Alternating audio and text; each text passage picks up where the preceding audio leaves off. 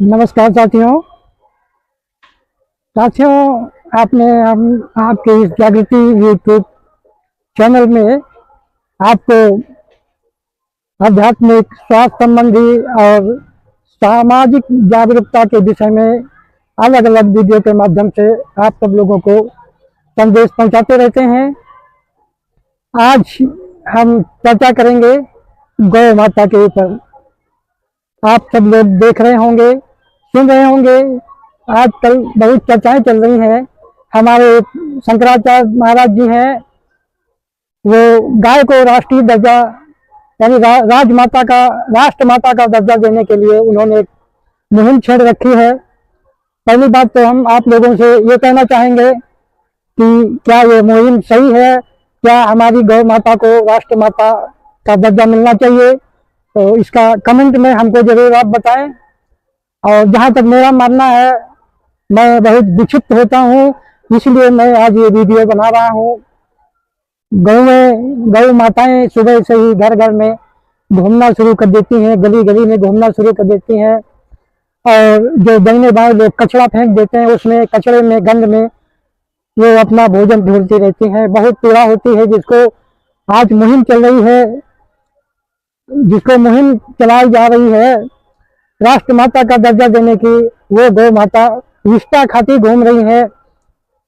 ताज्जुब की बात यह है कि हमारे खासकर उत्तर प्रदेश में एक ऐसा अभियान चल रहा है कि गौओं को बचाओ, पशुओं को बचाओ, और जगह जगह पर हमारे माननीय मुख्यमंत्री ने गौशाला भी खोले हुए हैं। लेकिन हम समझ नहीं पा रहे हैं कि गौशाले में क्या हो रहा है, ये गौएं कहाँ घूम रही हैं। आप शहर में जाएं, गांव में जाएं, देहात में जाएं, खेत खलिहान के किसान भी परेशान हैं। आखिर इनका सबका जिम्मेदार कौन है? हम सबको ये इसका खोजना है कि इस सब चीज के लिए जिम्मेदार कौन है। क्या वो जिम्मेदार हैं गौपालक जो दूध निकाल लेते हैं और उसके बाद गाय को घूमने के लिए छोड़ देते हैं? क्या उनको दंडित किया जाना चाहिए, या फिर हमारी प्रशासन व्यवस्था को गौओं को सुरक्षित रखने की पूरी व्यवस्था करनी चाहिए? तो क्या यहाँ पर कोई कमजोरी हो रही है?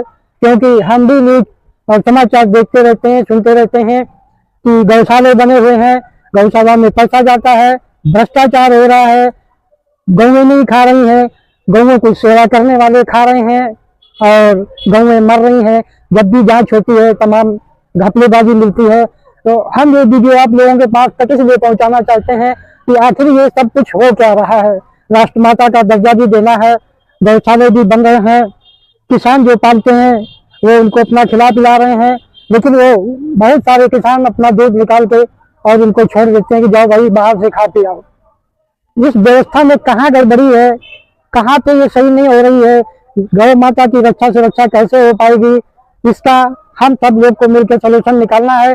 आप सबको मेहरबानी करके आवेदन है कि ज्यादा से ज्यादा लोग जो वीडियो देख रहे हैं कमेंट करके सुझाव दें, बताएं कि इनका वास्तविक निराकरण क्या हो सकता है। तो हम भी वीडियो के माध्यम से उन बातों को जहां तक पहुंचा सकते हैं वहां तक पहुंचाएंगे। हमारा प्रयास है कि गौ माता जो विष्टा गाती घूम रही है, मुझे देखकर सुबह सुबह प्रतिदिन देखता हूँ, मेरा मन बड़ा विक्षिप्त होता है।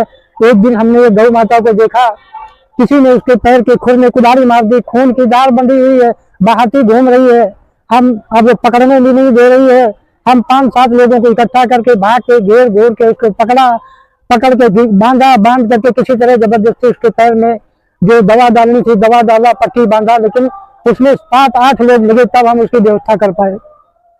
तो वास्तव में अगर ये गौएं हम जो किसान की है उसके घर में खा पी रही है, या जो बाकी इधर उधर घूम रही है, अगर वो गौशाले में सुरक्षित है, तो कम से कम ये जीव प्रताड़ित तो नहीं होगा। कोई कुल्हाड़ी मार दिया है, कोई विष्टा खा रही है, और हम राजमाता बनाने जा रहे हैं। कहाँ पे समस्या है? कृपया आप सब लोग, बार बार मैं यही कह रहा हूँ कि मुझे भी समस्या का निदान अकेले समझ में नहीं आ रहा और ना ही अकेले की बस की बात है। लेकिन अगर आप सब लोग सुझाव देंगे कि क्या उचित सुझाव हो सकता है, क्योंकि जो चल रहा है वो तो सब व्यवस्थित नहीं चल रहा है। क्योंकि जो गौशाला बने हुए हैं, गौशालों में सिस्टम सब खराब चल रहा है।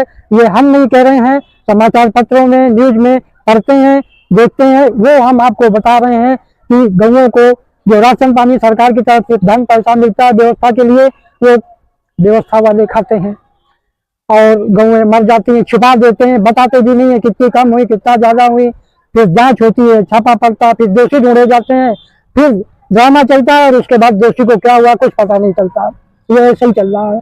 इसलिए आपके मोहल्ले पड़ोस में जहाँ गौएं घूम रही हैं, मैं समझ रहा हूँ सब जगह घूम रही हैं, तो आप उनको कम से कम इतना तो आप कर ही सकते हैं कि अगर वो बिस्ता खा रही है वहां से उनको हटा दें, वहां से भगाएं। बड़ा खराब लगता है। और अगर आपको मालूम है कि हमारे फला किसान के, उसको बताएं कि भाई अपनी गौ को बांध लो, उसको घर में चारा पानी दो। किसी को कोई चोट चपेट मार देता है तो उसकी आप जो भी देखभाल करते हैं, दवा, वो आप कर सकते हैं, अपने स्तर से जरूर करें। दयावान होना चाहिए हर व्यक्ति को, खासकर जीवों के प्रति, क्योंकि जीव सारे हमारे ऊपर ही आश्रित हैं और ये एक ऐसा जीव है जिसको हम बचपन से गौ माता करते आए हैं। पढ़ते थे तभी निबंध लिखने के आता था, गौ माता पे निबंध लिखो, गौ के साथ माता जुड़ा होता था। अब उसको राष्ट्र माता का दर्जा देने की मांग चल रही। मैं भी समझता हूँ कि बहुत जरूरी है, होना चाहिए, क्योंकि जब किसी चीज को दर्जा मिल जाता है तो उसकी देखभाल, उसकी व्यवस्था में अंतर आ जाता है, उसको दूसरे ढंग से देखा जाता है और फिर वो चीजें सुरक्षित हो जाती हैं। इसलिए आप सब लोग वीडियो को लाइक कर दें, जो पहली बार देख रहे हैं सब्सक्राइब कर दें, और सबसे बड़ी चीज ये है आप लाइक भी ना करें, सब्सक्राइब भी ना करें, वो आपकी मर्जी है, कमेंट जरूर करें। हम हर एक से कह रहे हैं कि गौ माता को राष्ट्र माता घोषित करने के लिए क्या व्यवस्थाएं होनी चाहिए, ये जो घूम रही है इनकी क्या व्यवस्था होनी चाहिए, वो पशुपालक दंडित होना चाहिए या वो व्यवस्था करने वाले जो सरकार ने व्यवस्थाएं कर रखी हैं वो दंडित होने चाहिए। तो दंडित होने चाहिए तो उनके लिए क्या नियम कानून होंगे, वो हो भी पाएंगे या नहीं हो पाएंगे, कृपया कमेंट में जरूर बताएं। आप सबका बहुत बहुत धन्यवाद ये वीडियो देखने के लिए, सुनने के लिए।